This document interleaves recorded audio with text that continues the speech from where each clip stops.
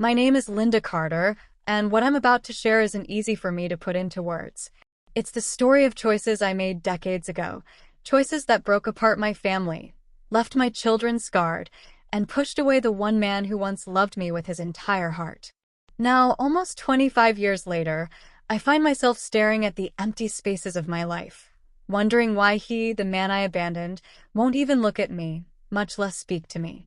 And the painful part is that I don't even blame him. Back in the late 1990s, I was living in Charlotte, North Carolina, with my husband, David Carter. David and I had married young, straight out of college. He was dependable, hardworking, and kind. By the time I was 35, we already had 5 children, 4 boys and a girl. Life was hectic, loud, messy, and at times overwhelming, but it was also full of laughter and warmth. David worked as an electrical engineer, often long hours, while I stayed home with the kids. From the outside, we looked like the picture of the perfect suburban family. A modest home with a white fence, family barbecues on weekends, kids riding their bikes down the street. But inside, I felt restless.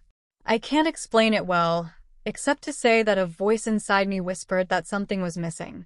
I was drowning in laundry, dishes, homework, and soccer practices. David would come home exhausted, collapse on the couch, and we'd barely talk. He was a good man, but somewhere along the way, I convinced myself he had stopped seeing me as more than just the mother of his kids. That's when I met Mark Reynolds.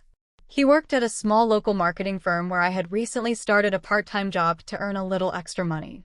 Mark was everything David wasn't, or at least that's how it felt at the time. He was charming, smooth with his words, and made me feel young again. He noticed things about me, my hair, my smile, even the way I laughed. He listened when I complained about feeling invisible at home.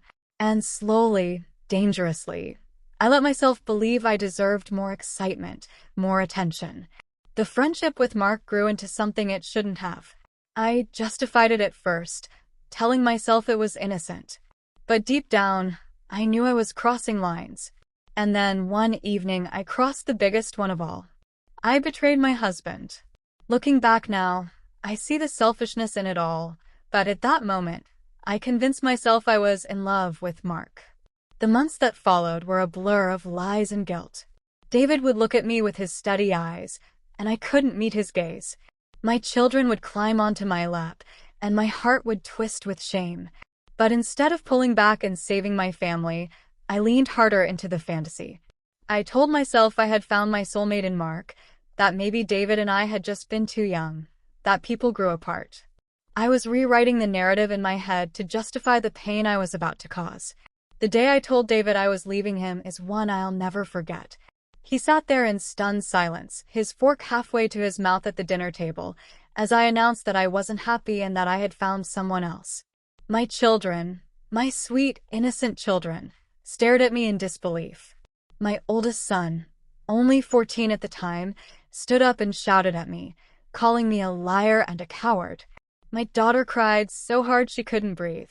David just sat there, pale, broken, holding himself together only for the kids' sake. And yet, I left. I packed my bags, kissed my kids goodbye while they pulled away from me, and walked out the door into Mark's arms. At first, it felt thrilling. Mark and I moved into an apartment across town, free from responsibilities, free from the endless chaos of family life. I told myself I had done the right thing, that someday my children would understand, that David would move on, and that I would finally feel alive. But the truth is, the shine wore off quickly. Mark wasn't the dream I had built him up to be. He didn't care about my kids. He didn't carry the same steady sense of loyalty that David had. Within a few years, his charm had faded, and his selfishness became obvious. We argued, we drifted apart, and eventually he left me for someone else, just like I had once left David. By then, the damage was irreversible. My children no longer called me Mom. They called me Linda. I would show up to their school events, and they'd barely acknowledge me. David, meanwhile, held the family together.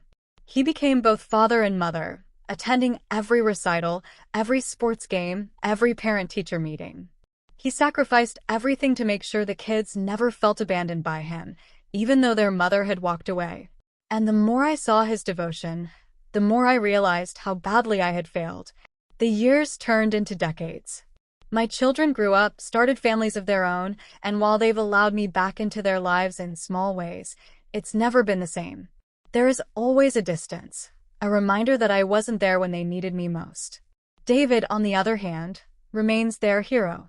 They adore him, respect him, and lean on him for advice. He attends every grandchild's birthday party, every graduation. He is the steady rock I once took for granted. And me? I am the outsider. I get polite nods, sometimes a stiff hug, but never the closeness I long for. Recently, I saw David at a family gathering. He was holding our granddaughter on his knee, telling her a silly story that made her giggle. I walked up to him, tried to strike up a conversation, but he barely looked at me. His answers were short, polite, but cold. After 25 years, he still won't talk to me. Not really. Not in the way I wish he would. I asked my daughter once, "Why won't your father forgive me?" She looked at me with tears in her eyes and said, "Mom, he doesn't hate you. He just doesn't trust you. And he doesn't need to let you back into his heart to be at peace. He already gave you everything once. You broke it." That cut me deeper than anything. Now, at 60, I live alone in a small apartment. I think about David every single day. Not because I want him back romantically, but because I want him to see that I am sorry. I want him to acknowledge me, to give me a smile that says, "I forgive you." But maybe that's selfish too. Maybe forgiveness isn't something I'm owed.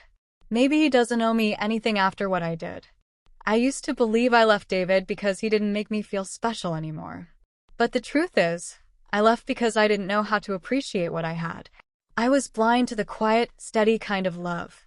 The kind that shows up every single day, puts food on the table, tucks the kids in at night, and stays even when it's hard. That was David's love. And I traded it for an illusion. If there's anything my story teaches, it's this: don't mistake stability for boredom or loyalty for weakness. Don't let the noise of the world convince you that excitement is worth more than devotion.